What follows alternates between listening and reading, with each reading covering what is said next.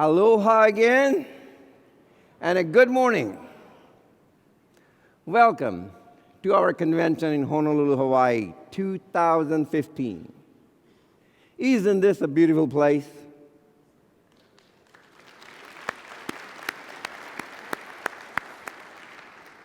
And wasn't that an incredible performance by Enra?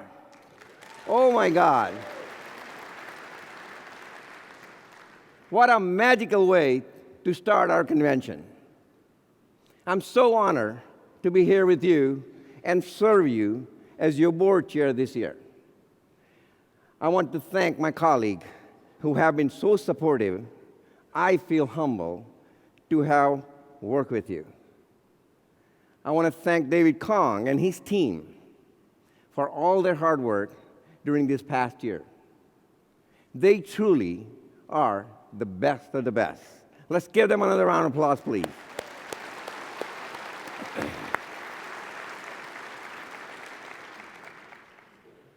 And to my staff and my family, while I have been taking care of the Best Western business, they have been taking care of my hotels. I genuinely appreciate each of you. And finally, to my wife, Nina, you have been by my side during this adventure. I don't think I would have gotten through without your help and your support. So thank you from the bottom of my heart.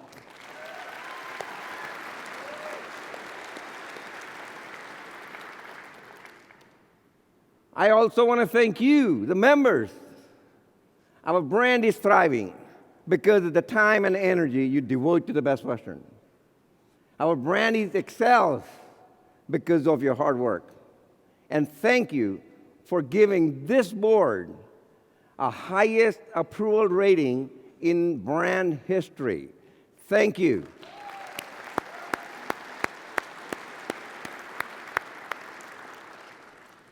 Over the next few days, we're going to have an incredible time together.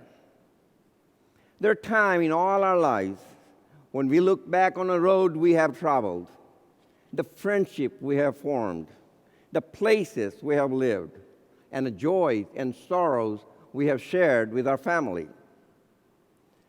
When I look back on my life, there are times I wonder if I found the path I took or the path found me.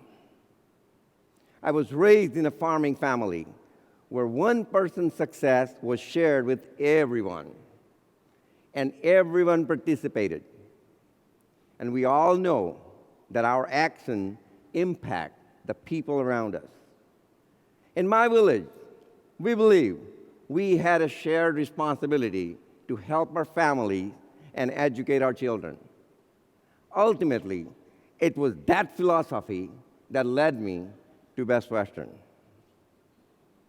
When I was 19, my father decided to take my brother and me to live with my uncle in San Francisco. The trip was long, and we had to stay one night in Hong Kong. It was the first night I had ever stayed in a hotel room at the age of 19. And I will never forget it. We were given 2 rooms. My father stayed in one, and my 2 brothers, they're present here today, and they're also a Best Western member, and me in other. At one point, my father left his room to come to our room and left the key behind. He was locked out. There we were. None of us knew how to speak a word of English, but we need to get the key for my father's room. My father looked at me and told me, "Go down to the front desk and get the key." I asked him, "Why me?" I don't know what to say either. My father told me, "It was not you, then who?" Since I was oldest, it was my responsibility. It took me 15 minutes to form a sentence with the right word to ask for the key. That was the first night I had ever communicated with anybody in English at the age of 19. With 3 boys alone in a room, my father knew we would damage or break something. So you know what kind of kid we were. He knew he did not have money to pay for the damage we caused. So before going to sleep that night, he told us, don't use television. Don't touch any of the lamps. Don't dirty the bed linen. And most importantly, don't sleep in a bed. We were in a hotel room. It's a 5-star hotel in Hong Kong. I mean, Lufthansa Airlines put us there, so you know it's a nice hotel. And my dad told me not to sleep in a bed. I never could have imagined my path would bring me to be the chairman of this incredible global hotel company after sleeping on the floor that night.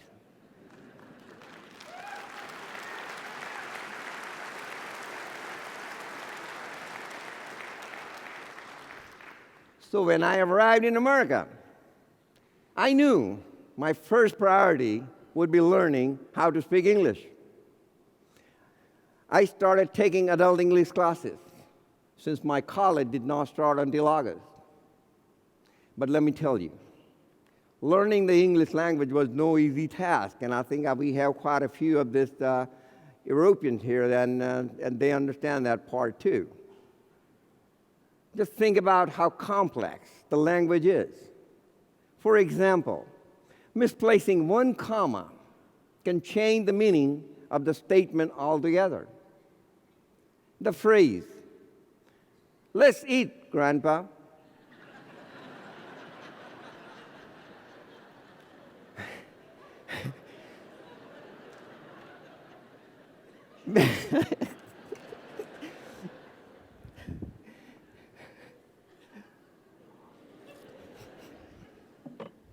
means totally different from "let's eat, Grandpa." After graduating from San Francisco City College in 1974, I enrolled in San Francisco State University to be a medical technologist. While I was in the college and trying to adjust in America, Best Western has already achieved incredible success. By then, Best Western had become the world's largest hotel chain, and it was expanding over to Australia and New Zealand. By 1979, the hotel chain accommodated over 15 million guests and generated over $1 billion in a room sale. And by 1980, Best Western membership grew almost 3,000 hoteliers worldwide.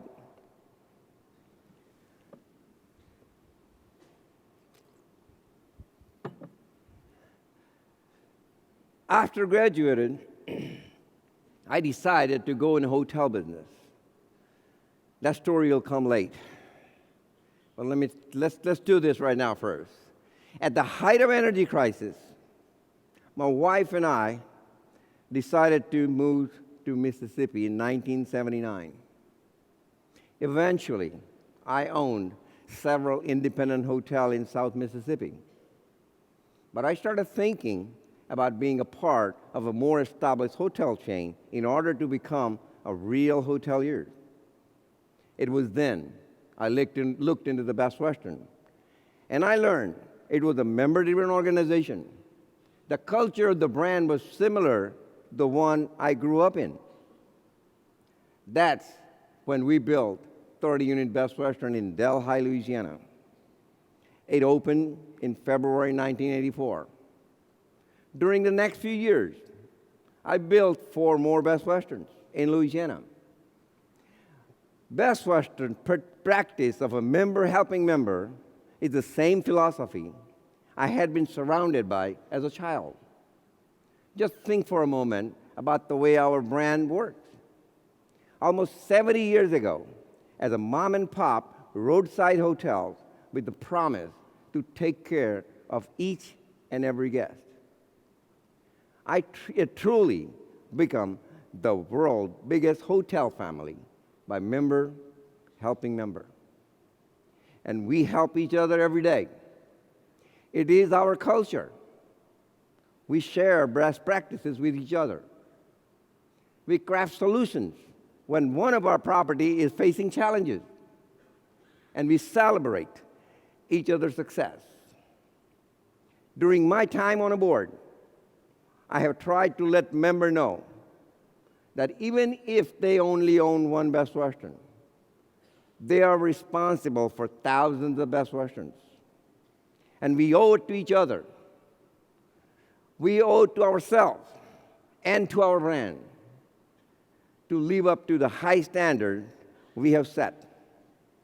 The future of this brand rely on whether you, at your property, provide our guests with the highest quality of care they deserve and expect every day. As a membership organization, there is always a conflict between what's easiest at the property and what is best for the brand. We must always remember that together, our hotels create the brand. If our brand is successful, our hotels will do well. If the brand is respected, our hotel can get the higher rate, run at the higher occupancy, and ultimately sell for higher price. That's why we're in the business for. We must always act in the best interest of the brand.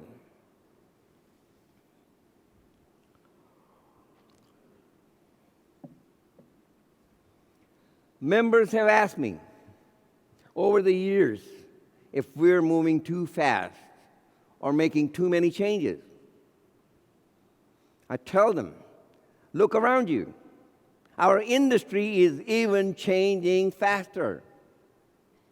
Let me be clear.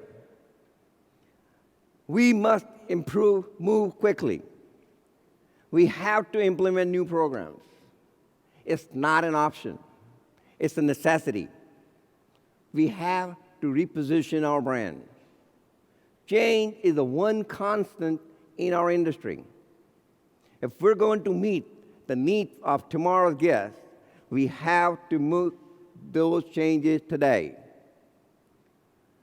Initiatives as the Project Paris, Design Excellence, and implementation of Service Promise are critical for our ability to compete in future.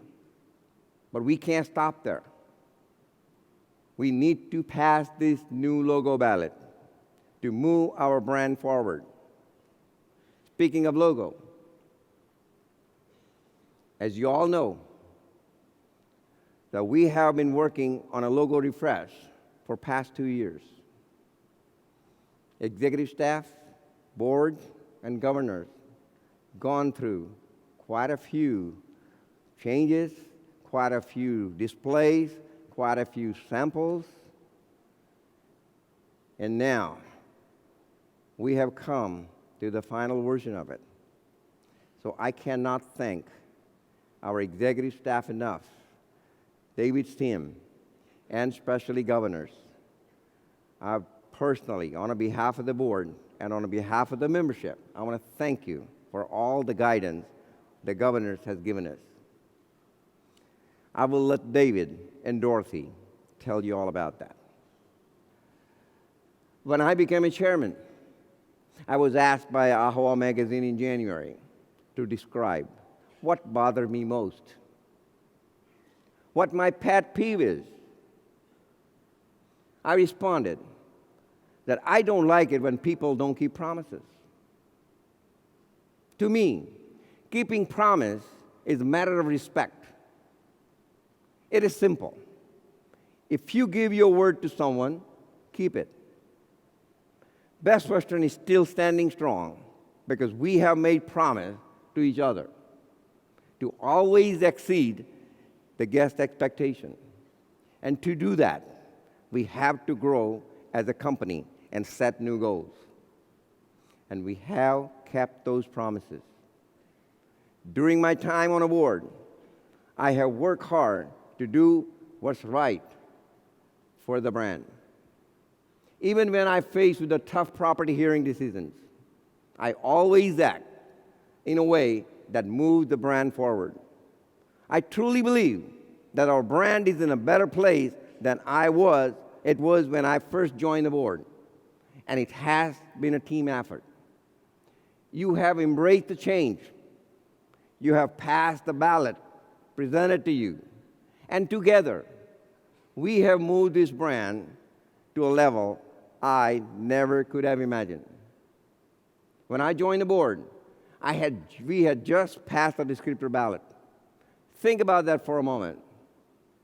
Before descriptor, as a brand, we had one product. After 5 short years, now, as you can see, we have 6 products that appeal to different type of travelers and developers. And guess what? We're not done yet. But I'm going to let the David tell you all about that too. With your help, we are on the brink of a powerful repositioning of our brand. It has truly been an honor to serve each of you, to give back to our organization in this way. And it is wonderful for our organization to give back to the communities we serve, and to me personally. For many years, I have been a part of a group who has helped rebuild my birthplace. We have been able to provide a basic infrastructure, clean water, drainage line, and internet access to the area. But we did not stop there. We know many of our children in the village still need resources to succeed, and we are helping them. Whether they needed computers, books, or financial support to go to the high school or college, we are staying by their side. We're giving them the tools they need to succeed, and we're making a difference. This is Mayuri. She grew up in my village. Her father is a cow herder. All she needed were people who believe in her. We stayed by her side. Now, she's in a nursing school. Mayuri, dream big, fly high, and make this world a better place.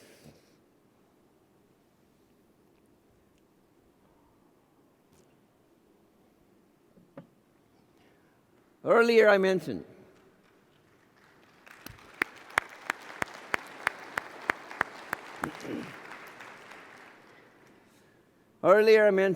that when I look back on my life, I wonder if I found the path I took or if those paths found me. When I return to my village each year, I think about these children we're helping. I wonder which path their lives will take. I wonder if they will have opportunities similar to the one I had. If they will someday be able to work with incredible people in incredible places as I have been able to. I hope their path will find them, and the way my path has found me. When I look back at the humble beginning of the Best Western, I'm amazed by who we are today. Each of us, individually, paths have led to this point, this place, and this moment. All of us right now are in this room on a shared journey. Look at what we have accomplished. Just look and imagine the excitement and success that await us. When I moved to America, I tried to envision what my future would be.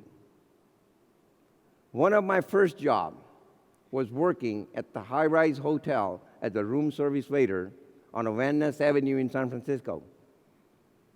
Each day, I would bring coffee to the owner at his office, which was located on 25th floor penthouse of that hotel. As I rode the elevator all the way up to his office every morning, I would think, this is what success is. And one day, I wanted to be sitting in his chair. As a room service waiter, I found the courage to dream the impossible dream and found the courage to achieve it, just like each of you done with your own lives. You have your own stories. Isn't that what life is all about? Imagining our future and finding courage and determination to achieve our dream. Together, we have dreamed what the Best Western could be, and we work together to build a powerful brand. The level of success we have achieved at this point would have seemed impossible only 10 years ago. But we never gave up. We never stopped reaching. And we never stopped climbing. Thank you.